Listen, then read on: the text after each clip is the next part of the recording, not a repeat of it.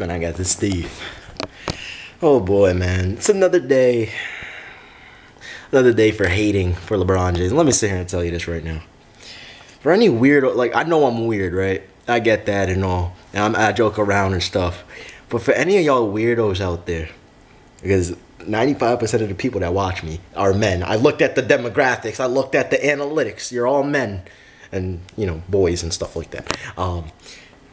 There are a few weirdos that keep saying, it's cool if you joke around like that dude that has the Steve's eyebrows or the Steve's ashy lips. Like, that's cool and all. But to outright call someone ugly, first of all, am I supposed to look cute to you? You know, I want to call you something, but I'm just not going to say it. But are boys supposed to look cute to you? You know, is that what it is? Because you don't call, if you calling a boy ugly, that means you have a category and you have like a scale. Oh, if this boy's ugly, that means this one has to be cute. Yeah. Yeah, come on now. Don't let me start on y'all now, man, because I'll go off. Anyway, we have a few things to address before we get to the main topic of the video. Number one, when I say by Saturday at 12 p.m. is going to be the official launch of my first song, my first music video. I'm very excited. I can't wait for it to come out. You guys are so excited. Well, I don't know. You guys probably don't even give a damn. Yeah, I don't care about your stupid song. When you hear it, you will though. And again, you know, share it, whatever. We'll get to that when it comes, and it's gonna be crazy, man. Hopefully you guys like it. Anyway, second thing we need to address. What the hell is going on with the New York Knicks, man? Like, why is it every single year, you know, we have issues? But that's besides the point, because I'll be here all day if I talk about them. Here's a funny thing. The day after the trade, when Isaiah Thomas got traded to the Lakers, and Derrick Rose went to Utah, and, you know, Dwayne Wade went back to Miami, everybody was saying, or at least the haters were saying, oh, the Lakers finessed the Cavaliers and this and that. And Isaiah Thomas goes off with LA, right? And there are people saying, oh, you know, the Cavaliers, they lost this trade. They're going to suck. They're going to be terrible. LaFlop isn't even going to make it out of the Eastern Conference. Like, first of all, LeBron would make it out the Eastern Conference with a bag of grapes. You literally could take out four grapes from a bag of grapes and put them on the NBA court as his teammates, and this dude would still win 1-on-5 with a bag of grapes as his teammates. It's that simple. That's number one. Number two, they beat the Boston Celtics. They don't just beat them. All right, they absolutely annihilate them. LeBron's having fun and all this other stuff, and now those same haters that yesterday we're saying LeBron and the Cavs aren't even going to get out of the Eastern Conference. Now these same exact haters are saying, oh, LeBron is this now. The Cavaliers are so good now. Like, what is it about people that make them flip-flop so many damn times? You know, who the hell flip-flops so many damn times like this? I want to look at the box score because this is funny. So Cleveland won by 22 points. Nothing surprising. I mean, come on, we're talking about LeBron James here. LeBron had 24, 8, and 10. All right. George Hill, Jordan Clarkson. George Hill had 12 points. Jordan Clarkson had 17 points. All right, Rodney Hood had 15 points. Larry Nance Jr., what did he do? He's a scrub. He had 5 points. It's going to be Lob City, though. But I'll sit here and tell you this right now. So they beat Boston by 22, and now all of a sudden this team is, oh, they're going to win the NBA champ. I've been saying this from the beginning of the season, that it doesn't matter who is on the floor. It doesn't matter if Isaiah Thomas is unhealthy for the rest of the year. This team was going to make it to the finals regardless. If you think the Celtics would be able to beat the Cavaliers, are you out of your mind? These are the how should I say, the Timothys. The casuals. They don't watch basketball like we do. These are the people that probably watch, like, I don't know, like 5 games in an entire season and claim that they know what they're talking about. Yeah, I've been watching for over a decade, man. Over a freaking decade. This is what I do.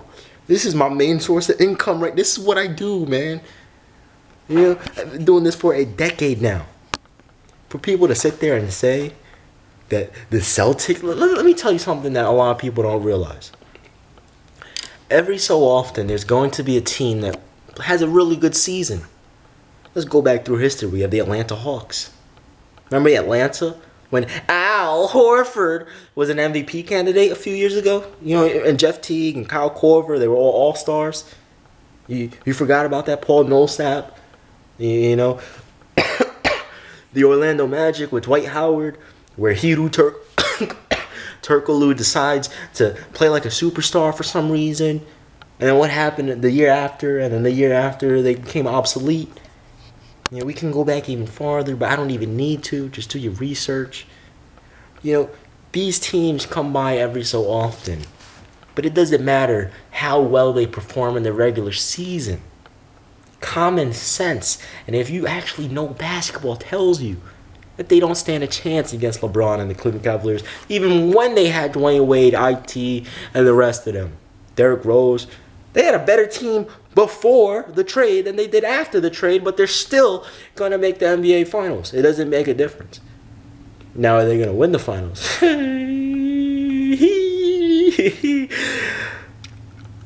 No. The only reason why I'm saying that is because I want Carmelo Anthony to win, so I'm going to go against logic and say, look, the OKC Thunder are going to win. That's just how I feel. You know, the way they're playing, they got a big four. People need to stop disrespecting my man Steven Adams, because my man Steven Adams is an absolute monster. Let me sit here and tell you this right now.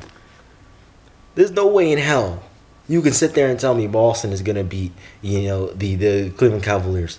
They've been playing so bad lately. Let's look at their last 10. They're 6-4 in their last 10. You know, they started off the season hot, but guess what? Reality's going to check in now.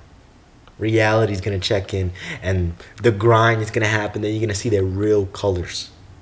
Don't judge a team by the first 3 months of the season. If that's the case, the Toronto Raptors the last 4 years would have been NBA champions. But guess what? DeMar DeRozan, Kyle Lowry, you know, the Serge Ibaka, because the dude is terrible now. You know, I don't even think he played. I think he's in Orlando now, but that's besides the point. I'm talking about historically. Before, after he got traded from OKC to Toronto, you know, like they disappear every playoffs, every single year, and logic will tell you there's one thing that every championship team has, regardless of who it is, and I'll go back historically to prove this right now. And this is all off the top. I don't write stuff down. So you have the Cleveland Cavaliers, actually, the Golden State Warriors, obviously, Stephen Curry and Kevin Durant. Well, what you need is an NBA superstar. And not just a star player, but someone that's like top 5 in the league. Okay, let's go back historically. 2017, they had Stephen Curry and Kevin Durant. Kevin Durant number 2, Stephen Curry number 3 in terms of the best players in the world. LeBron, KD, Steph. Simple. It's just like that. All right, so that's one. 2016, LeBron James. 2015, Stephen Curry. 2014, Tim Duncan. Kawhi. Yeah, even though Kawhi wasn't at that level then, but he was developing, but they still had Timmy D. All right? And he may not have been top 5 right there, you know, in the league in terms of, oh, he's still in his prime, but the dude is Tim Duncan. He's a top 5 to top 10 player of all time. 2013, 2012, LeBron, Dwayne Wade, Chris Bosh. 2011, Dirk Nowitzki. 2010, Kobe, Powell. 2009, Kobe and Powell. 08, KG, Paul Pierce, Ray Allen. You know, 07, we can keep going. 07, you know, Tony Parker, Manu, and Timmy D. 06, Dwayne Wade. You know, we can go on and on and on. Yeah, it's not going to make it different. And then you had the Detroit Pistons that were ridiculous. I mean, do we even have to talk about them having 5 All-Stars on the same team? All lockdown defenders? Come on, man. You know, so I'm not saying Kyrie is terrible, but he's not a top 5 player in the league. He's not. It's not even close. It's not. You know, so Boston, they'll probably be... I don't know. If Boston plays Toronto, honestly... I know Al Horford's going to show up because, you know, I don't like him, but I respect him. That hurts to say that, but I do. Kyrie's going to show up without a doubt. But it all depends. Like, DeMar DeRozan's gonna show up one game, and then another game he won't, and then he won't. We already know Kyle Lowry. He gonna disappear. He might as well put on that invisibility cloak from Harry Potter and just disappear on the court, because this dude doesn't show up at all in the NBA playoffs. It's ridiculous. He just disappears. So I don't know. Washington, not even a chance. Milwaukee, not even a chance. You know what's funny? New York. We were up there with Milwaukee at one point in time, like the 5th, 6th seed in the Eastern Conference, and now we're all the way down to 10. It's been your man, Steve. For anyone that was, thinking like LeBron was not going to come out of the East, you're out of your damn mind. I just laid out all straight facts exposing these LeBron haters. I'm out, man.